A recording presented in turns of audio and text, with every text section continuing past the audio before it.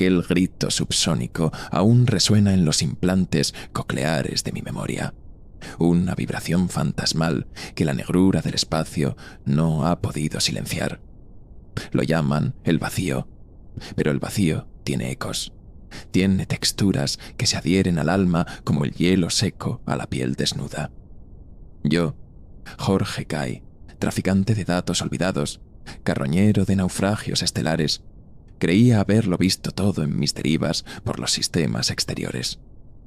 Mi nave, el peregrino errante, ha sido testigo de espectros de naves muertas y del silencio de colonias extintas donde solo el polvo cósmico susurraba historias de ambición y fracaso. Creía que la desolación tenía un límite, una frontera que mi blindaje y mis sistemas podrían soportar. Pero hay horrores que no se registran en los sensores, que reptan por los conductos de la psique y anidan en el rincón más oscuro del entendimiento. Antes de Plutón, antes del resto del pastor, mi vida tenía una cadencia distinta, un ritmo marcado por los ciclos de la estación Kepler Prime, un faro de civilización en la inmensidad. Allí, Lilia, mi Lilia, con su mente brillante de ingeniera genética, tejía futuros en laboratorios impolutos, mientras yo perseguía el flujo de datos perfecto, el algoritmo prístino que me mantendría a flote en el mar de la obsolescencia tecnológica. La vida era una ecuación legible, con variables controlables y resultados predecibles, o eso me gustaba creer. El nacimiento de Oscar fue el primer indicio de que el universo no siempre juega limpio. Nuestro hijo, la culminación de nuestros sueños compartidos, llegó al mundo con una partitura genética rota, una disonancia cruel en la sinfonía de la vida que habíamos imaginado. Una degeneración progresiva. Le llamaron los médicos de Kepler Prime, con sus batas inmaculadas y sus diagnósticos susurrados con falsa compasión. Sus pequeños miembros se torcían con una lentitud agónica. Su columna vertebral se curvaba como un arco tenso a punto de quebrarse, y sus ojos, demasiado grandes, demasiado conscientes, parecían suplicar una explicación que ni la ciencia de Lilia ni mis datos podían ofrecer. La perfección de nuestros días se hizo añicos contra la realidad de su sufrimiento. Los créditos se evaporaban como combustible de maniobra en una fuga crítica. Los contratos de recuperación de datos se volvieron escasos. Mi reputación empañada por la sombra de la tragedia personal que me consumía. Lilia se encerró en sus investigaciones. Una búsqueda febril de la secuencia perdida, del gen reparador que pudiera reescribir el destino de Oscar. Las noches en nuestra unidad habitacional se llenaron de un silencio denso, interrumpido solo por los débiles gemidos de nuestro hijo y el tecleo frenético de Lilia en su terminal. El amor se convirtió en una herida compartida, una preocupación constante que nos alejaba en lugar de unirnos. Recuerdo una noche, contemplando el brillo distante de la Tierra desde el observatorio de la estación, sintiendo el peso de la galaxia sobre mis hombros. Lilia estaba a mi lado, su silueta recortada contra el tapiz de estrellas. ¿Por qué nosotros, Jorge? Su voz era un susurro apenas audible, cargado de una fatiga que trascendía lo físico. No tuve respuesta. Solo podía ofrecerle el torpe consuelo de mi presencia, la promesa tácita de que no la dejaría sola en ese laberinto de dolor. Pero incluso entonces, una semilla de resentimiento comenzaba a germinar en mi interior, una ira sorda contra un cosmos indiferente. Mis derivas en El peregrino errante se volvieron más largas, más arriesgadas. Buscaba no solo datos, sino una forma de escape, una distracción del vacío que crecía en mi hogar. Perseguía señales fantasma, ecos de transmisiones perdidas, cualquier cosa que me alejara de la mirada suplicante de Oscar y de la desesperación silenciosa de Lilia. Fue en una de esas incursiones, mientras tamizaba los restos de una baliza de comunicaciones en el cinturón de Kuiper, que recibí la transmisión. Una señal débil, casi imperceptible entre el ruido cósmico, pero con una firma de encriptación arcaica que despertó mi curiosidad profesional. La voz, cuando finalmente logré decodificarla, era profunda, mesurada, con un eco extraño, como si proviniera de un lugar donde el tiempo fluía de manera diferente. Se presentó como Magister Manuel, antiguo miembro del Consejo del Resto del Pastor, la infame colonia minera de Plutón, abandonada hacía décadas tras un incidente del que solo se susurraban leyendas oscuras en los puertos espaciales. Ofrecía una suma que podría saldar todas mis deudas y financiar la investigación de Lilia durante años, a cambio de una tarea aparentemente simple: recuperar un archivo de datos específico de los servidores centrales de la estación fantasma. Mencionó conocimiento perdido que trasciende la materia, frases grandilocuentes que normalmente habría descartado como el delirio de un ermitaño espacial. Pero la desesperación es un mal consejero, y la imagen de Oscar, de su cuerpo frágil y su sufrimiento constante, nubló mi juicio. Había algo en la voz de Magister Manuel, una certeza tranquila, una promesa velada que resonó con la parte más oscura de mi anhelo. Una promesa de respuestas, quizás incluso de una solución, donde toda la ciencia de la galaxia había fracasado. La decisión fue rápida, impulsiva, alimentada por la necesidad y por una extraña fascinación por lo prohibido. Lilia se opuso, por supuesto. El Resto del Pastor era un nombre asociado a la locura, a la desaparición, a horrores innombrables. Pero mis argumentos, teñidos de la urgencia de nuestra situación, finalmente la convencieron, o quizás simplemente se rindió ante mi obstinación. Sabía que estaba jugando con fuego, adentrándome en un territorio del que pocos regresaban, pero la alternativa era ver a Oscar consumirse lentamente. ¿Qué padre no desafiaría al mismo diablo por una pizca de esperanza para su hijo? El viaje hasta Plutón fue largo y solitario, los sistemas del peregrino errante zumbando con una monotonía que contrastaba con la tormenta en mi interior. El gigante helado se materializó en mis visores como un ojo muerto, observándome desde la negrura, su superficie marcada por cráteres y cicatrices antiguas. El Resto del Pastor apareció poco después, una silueta irregular y oscura contra el brillo distante de Caronte, como un animal herido aferrándose a la roca. La estación estaba en silencio, un silencio antinatural que ni siquiera las emisiones de fondo del espacio profundo lograban penetrar. Mis sensores de largo alcance apenas registraban signos de energía, solo el frío de la tumba. Seguí las coordenadas proporcionadas por Magister Manuel hasta un hangar de atraque auxiliar, milagrosamente presurizado. La compuerta exterior se abrió con un chirrido metálico que pareció rasgar el tejido mismo del silencio. Mientras aseguraba el peregrino errante, una sensación de opresión comenzó a asentarse en mi pecho, como si el aire viciado de la estación estuviera cargado de una presencia invisible y expectante. Las luces de emergencia parpadeaban erráticamente, proyectando sombras danzantes que jugaban con mi percepción, transformando los equipos abandonados en figuras grotescas. Magister Manuel me esperaba al pie de la rampa de desembarco.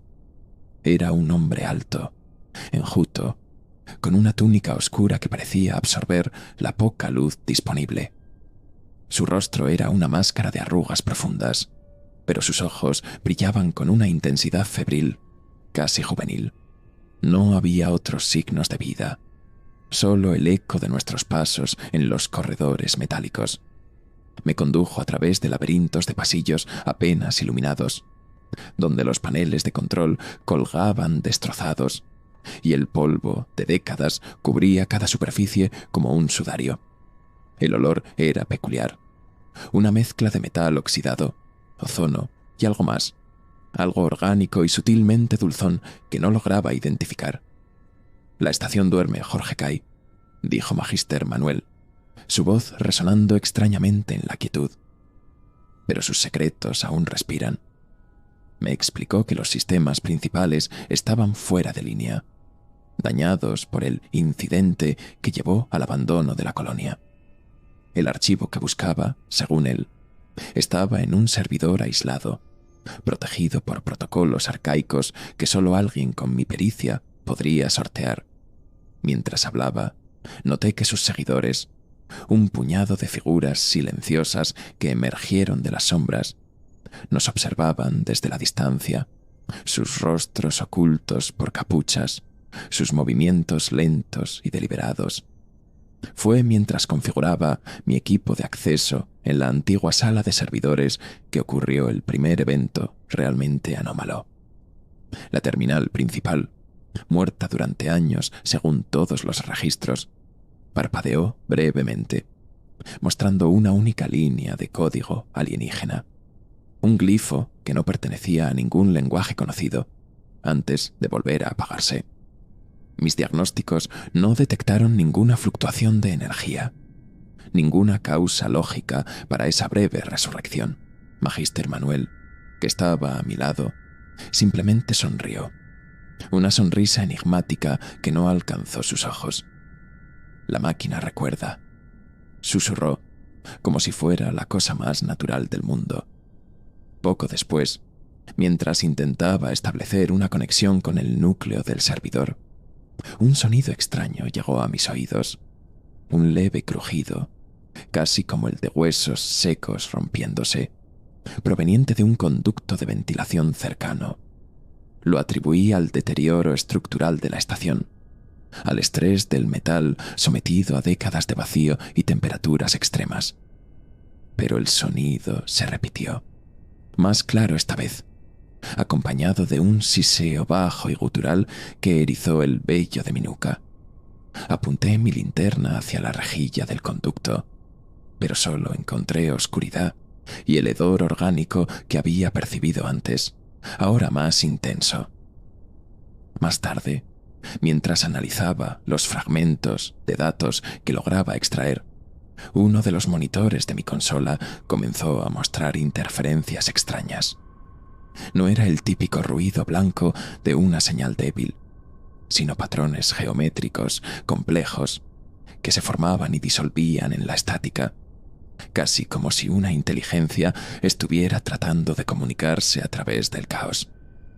Las figuras eran hipnóticas, perturbadoras, y sentí una punzada de vértigo al observarlas. Cuando Magister Manuel se acercó, los patrones cesaron abruptamente, dejando solo la nieve digital habitual. «El conocimiento antiguo tiene sus propios guardianes», comentó, su voz teñida de una reverencia que me heló la sangre.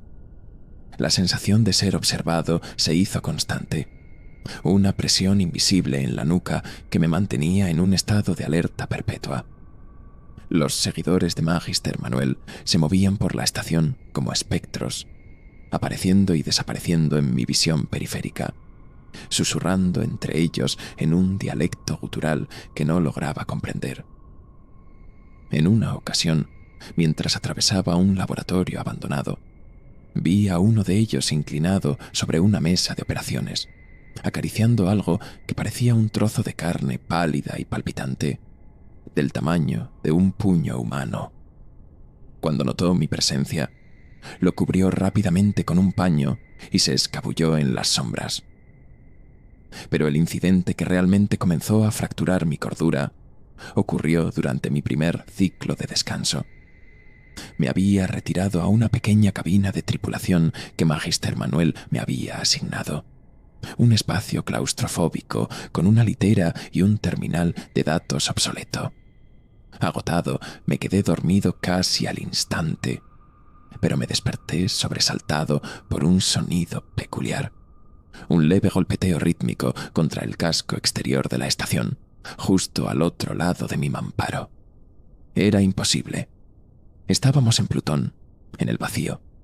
No había nada fuera que pudiera golpear. Contuve la respiración, escuchando. El golpeteo continuó, metódico, insistente. Era una ilusión auditiva, producto del estrés y la fatiga. ¿O había algo ahí fuera, en la negrura helada, llamando a la puerta? Los días, o más bien los ciclos artificiales de luz y oscuridad que Magister Manuel imponía en la estación, se volvieron una bruma de trabajo febril y una creciente inquietud. Cada fragmento de dato recuperado del servidor arcaico parecía profundizar el misterio en lugar de aclararlo. Los archivos estaban corruptos, no por el tiempo, sino por una especie de sobreescritura deliberada. Glifos alienígenas entrelazados con diagramas de constelaciones desconocidas, y lo que parecían ser cánticos rituales en un lenguaje que desafiaba toda lógica lingüística conocida. Magister Manuel observaba mi progreso con una paciencia casi inhumana, ofreciendo interpretaciones crípticas que solo servían para alimentar mi desasosiego. La presencia de sus seguidores era cada vez más opresiva. Se deslizaban por los corredores como sombras alargadas, sus rostros siempre ocultos, susurrando esas letanías guturales que parecían vibrar en la propia estructura de la estación. A veces los encontraba reunidos en círculos en las zonas más oscuras, balanceándose rítmicamente, sus manos entrelazadas. El olor orgánico y dulzón se había vuelto omnipresente, emanando de ciertas áreas restringidas a las que Magister Manuel se refería como santuarios. La curiosidad me carcomía, pero un instinto primordial me advertía que no debía indagar demasiado en esos rincones prohibidos. Fue durante una de mis exploraciones no autorizadas, buscando una ruta alternativa a un subnivel de energía que mis diagnósticos indicaban como fluctuante, que la encontré. Nix estaba acurrucada en el hueco de un panel de mantenimiento dañado, una figura pequeña y delgada, sus ojos grandes y asustados brillando en la penumbra de mi linterna. Tenía una leve, casi imperceptible asimetría facial, una torsión en el labio superior que le daba un aire de fragilidad. Al principio se encogió, lista para huir, pero algo en mi propia desesperación debió resonar en ella. Sostenía en sus manos una colección de pequeños cristales bioluminiscentes que emitían un suave resplandor azulado. Poco a poco, con la cautela de quien se acerca a una criatura salvaje, logré ganarme una pizca de su confianza. No hablaba mucho. Su voz era un susurro apenas audible, pero sus ojos contaban historias de soledad y supervivencia en aquel mausoleo espacial. Era, según entendí, una descendiente de los pocos colonos que no habían ascendido o perecido durante el incidente. Magister Manuel y sus seguidores la toleraban, casi como una reliquia viviente de un pasado que veneraban y temían a la vez. Nix conocía los pasadizos secretos de la estación, los rincones olvidados donde los sistemas aún parpadeaban con una vida residual. En un impulso, quizás buscando un alma afín en medio de aquella locura, le hablé de Oscar. Le mostré un holoproyector con su imagen, la fragilidad de su pequeño cuerpo, la tristeza en sus ojos demasiado sabios. Nix observó la imagen durante un largo rato, sus propios ojos llenándose de una empatía silenciosa. Fue entonces, consumido por una esperanza irracional y tóxica, que le hablé de lo que había presenciado o creído presenciar. La promesa de una restauración, de un poder que podía reescribir los errores de la carne. Vi un destello de algo en sus ojos. ¿Anhelo? Drenia. No supe interpretarlo. La ceremonia de armonización, a la que Magister Manuel me invitó, o más bien me ordenó asistir. Tuvo lugar en el antiguo biodomo central, un espacio cavernoso donde la vegetación muerta colgaba como espectros nudosos bajo una cúpula agrietada que dejaba entrever el vacío estrellado. En el centro, sobre un altar improvisado con maquinaria destrozada, había una criatura, un ternero, o lo que alguna vez fue un ternero, una de esas especies genéticamente reconstituidas en laboratorios para simular la fauna perdida de la Tierra. Pero este espécimen estaba horriblemente deformado, su espina dorsal torcida en un ángulo imposible, sus miembros atrofiados, sus ojos lechosos y protuberantes, un eco grotesco de mi propio hijo.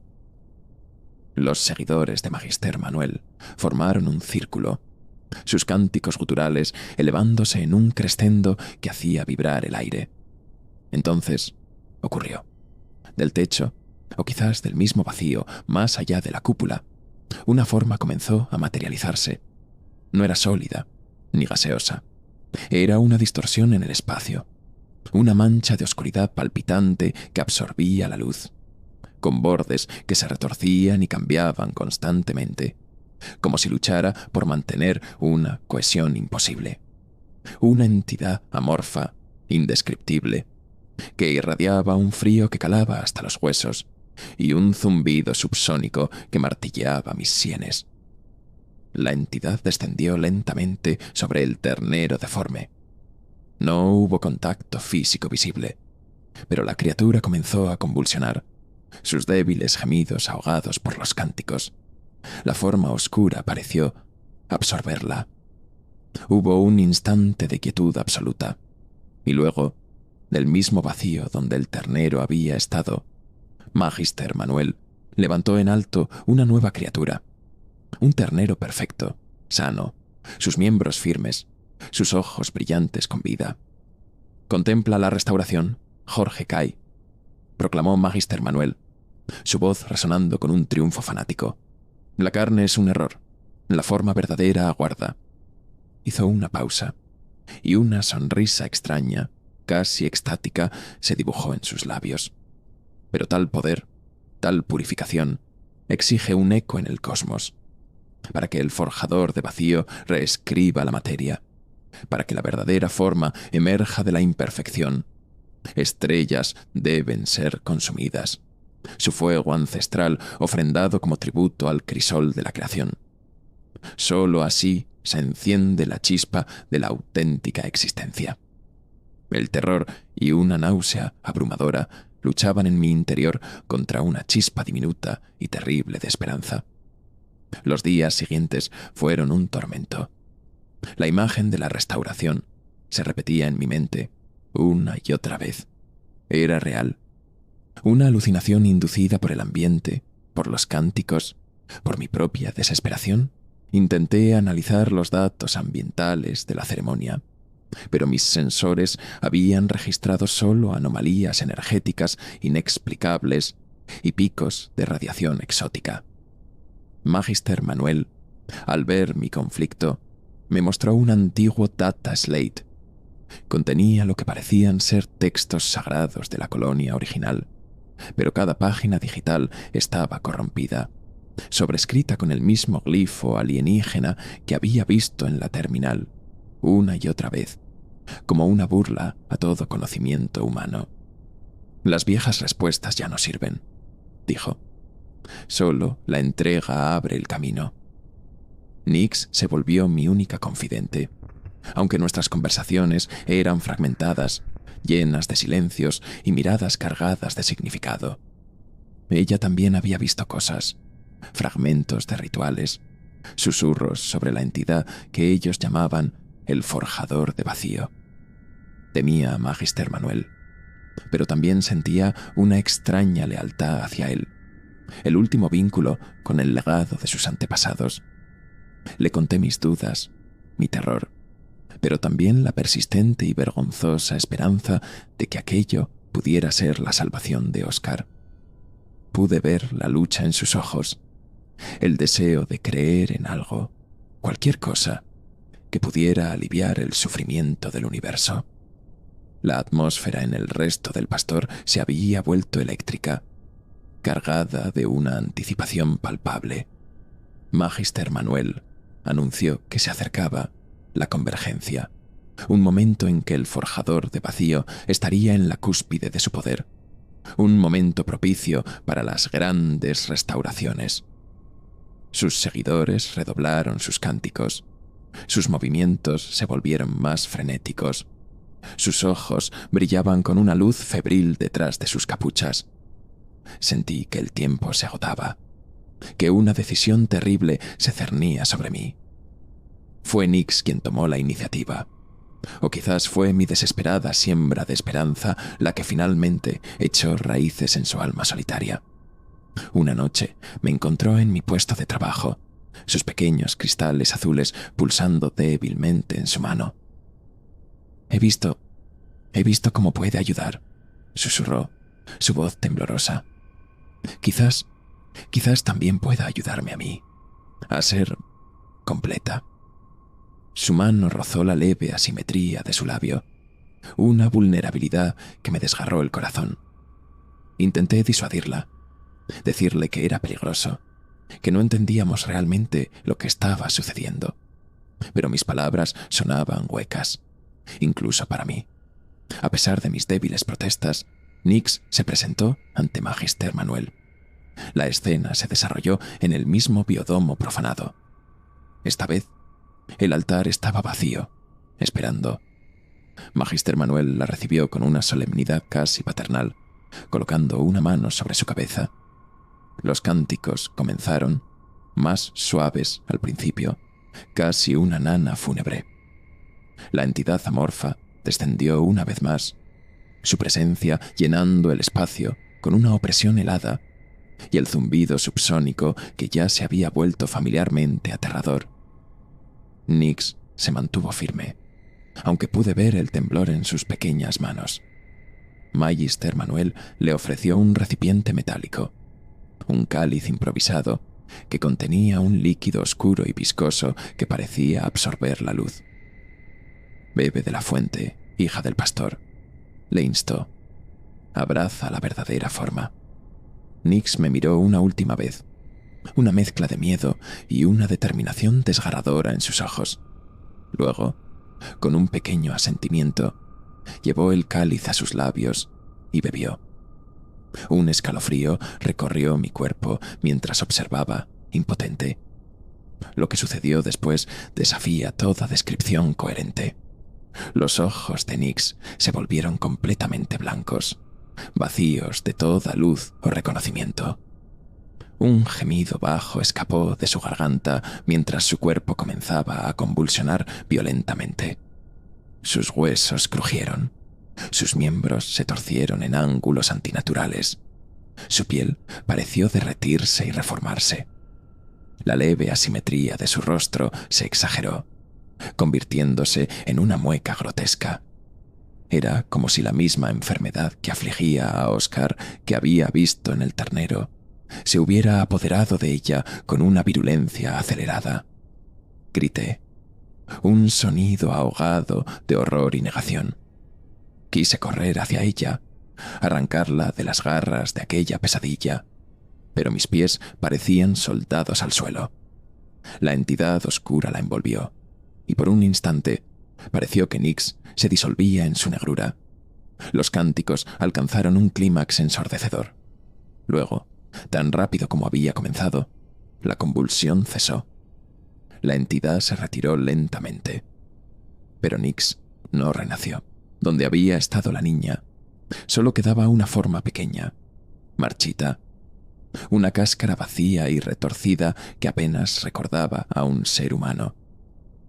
El silencio que siguió fue más aterrador que cualquier grito. Magister Manuel se arrodilló junto a los restos de Nyx, su rostro una máscara de dolor insondable, aunque no derramó una lágrima. No estaba lista, susurró, más para sí mismo que para los demás. Su fe no era pura. Sus seguidores recogieron el pequeño cuerpo con una reverencia sombría y lo llevaron hacia uno de los santuarios. Me quedé allí, temblando, el sabor amargo de la ceniza en mi boca. La pequeña chispa de esperanza que había albergado se había extinguido, reemplazada por un terror helado y una culpa abrumadora. Los días siguientes fueron un infierno personal. La imagen de Nyx, de su transformación y su muerte, me perseguía en cada momento de vigilia y en mis pesadillas. Evitaba a Magister Manuel y a sus seguidores, encerrándome en mi trabajo, buscando una distracción en los códigos y los datos que ahora me parecían triviales e insignificantes. ¿Cómo había podido ser tan ciego, tan desesperado como para creer en aquella farsa monstruosa? La promesa de una cura para Oscar ahora se sentía como una burla cruel. Descubrí, casi por accidente, mientras rastreaba una anomalía energética persistente, una escotilla de servicio mal sellada que conducía a uno de los niveles inferiores de la estación, un área que Magister Manuel había declarado inestable y peligrosa. La curiosidad, o quizás una necesidad masoquista de confirmar mis peores temores, me impulsó a investigar.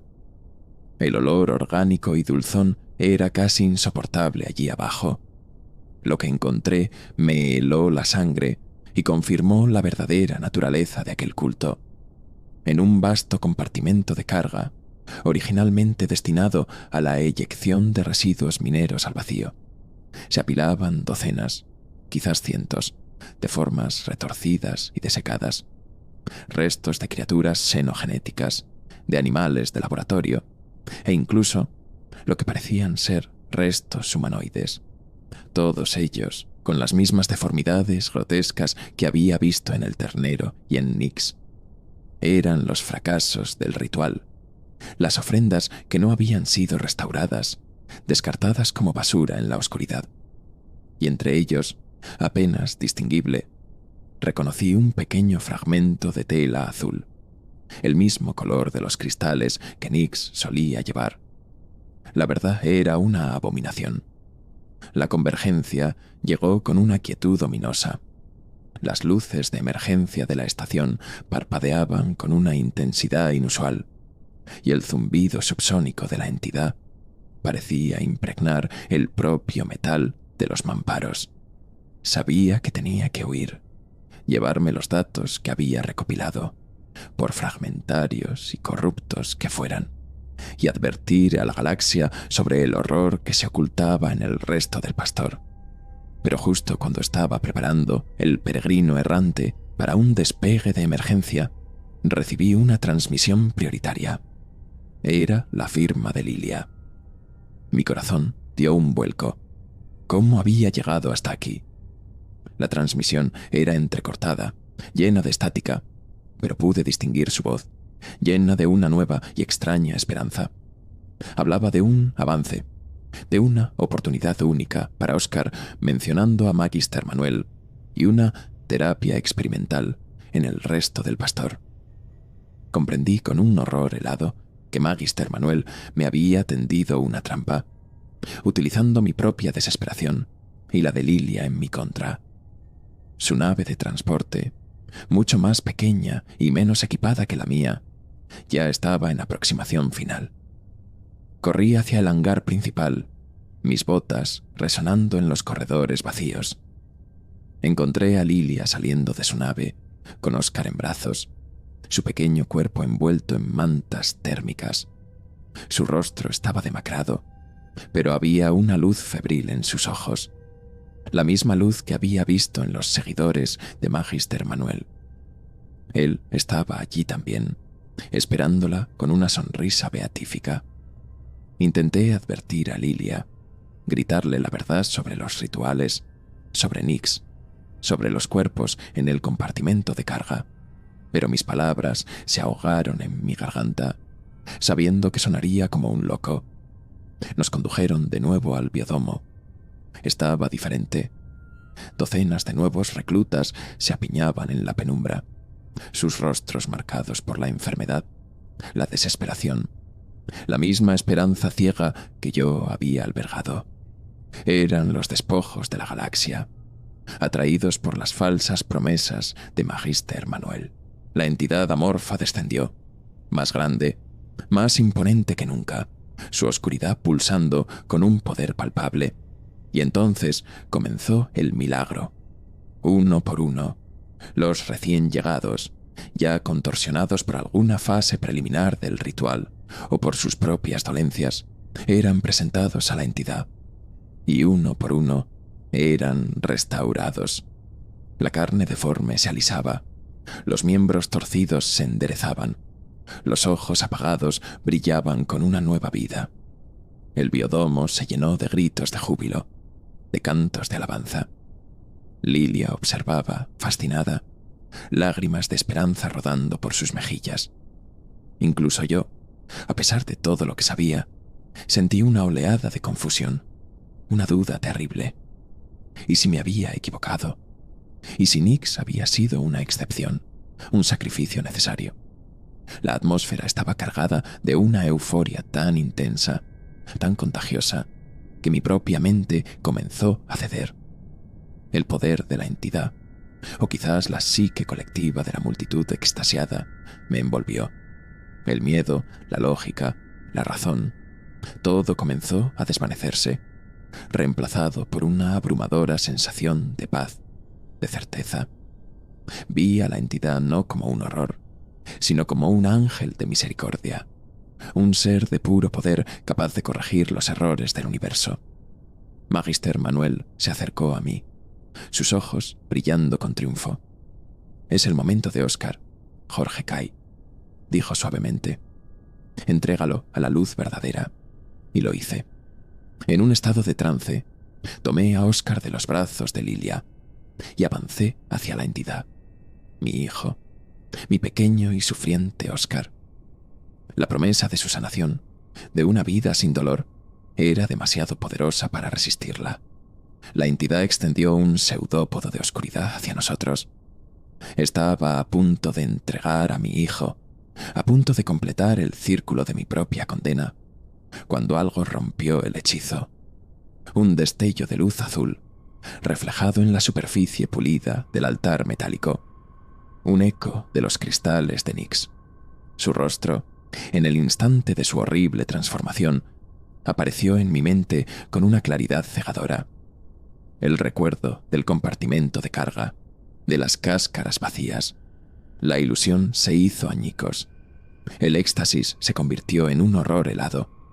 Vi a la entidad por lo que era, un depredador cósmico, un parásito que se alimentaba de la esperanza y dejaba solo despojos. Magister Manuel era su sumo sacerdote, su proveedor. El cáliz que la entidad ofrecía, el mismo que había visto usar a Magister Manuel con Nyx, estaba ahora extendido hacia Oscar.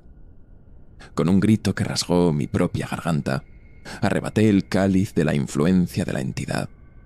No sé qué contenía, qué energía o sustancia impía, pero sin pensarlo dos veces, lo arrojé con todas mis fuerzas contra la masa oscura. Hubo un sonido que no era sonido, una implosión de silencio, y la entidad emitió aquel grito subsónico que aún resuena en mis pesadillas, una onda de choque que hizo crujir los soportes del biodomo. La forma oscura se contrajo, retrocedió, y luego, con una velocidad increíble, se desvaneció hacia el vacío, como si nunca hubiera estado allí. En el lugar donde la entidad había flotado, algo cayó al suelo con un golpe sordo. Era pequeño, apenas del tamaño de un niño. Magister Manuel se lanzó hacia él, un gemido de angustia pura escapando de sus labios. Lo acunó en sus brazos. Era un cuerpo diminuto, desecado, antiguo, vestido con los restos de lo que alguna vez fue un uniforme de la colonia. Los ojos de Magister Manuel, ahora despojados de toda su fachada de santidad, se llenaron de una locura y un dolor que helaban la sangre. «Mi hijo, mi semilla estelar», balbuceó, acariciando el cráneo marchito. Era la fuente de su culto, el ancla de la entidad, su propia tragedia personal convertida en una abominación galáctica. El colapso del resto del Pastor fue rápido y brutal, sin la influencia estabilizadora de la entidad, o quizás debido al daño infligido por su partida abrupta. Los sistemas de soporte vital de la estación comenzaron a fallar en cascada. Las luces parpadearon y murieron. La gravedad artificial fluctuó violentamente, y el aire se volvió gélido y delgado. Los seguidores de Magister Manuel, despojados de su éxtasis y enfrentados a la cruda realidad de su condena, corrían presas del pánico, sus gritos ahogados por el estruendo de los mamparos al ceder. Magister Manuel permaneció arrodillado junto a los restos de su hijo, indiferente al caos que lo rodeaba, perdido en su propia desolación. Lilia, sacudida de su trance por la violencia de los acontecimientos, me ayudó a llevar a Oscar de vuelta a el peregrino errante. Apenas logramos despegar antes de que el hangar principal se despresurizara con una explosión ensordecedora. Desde la seguridad relativa del espacio, vimos cómo el resto del Pastor se convulsionaba, cómo secciones enteras se desprendían y flotaban hacia el vacío. Una tumba destrozada girando lentamente en la oscuridad. No hubo supervivientes, o al menos ninguno que pudiéramos ver. La colonia maldita finalmente había reclamado a sus últimos habitantes.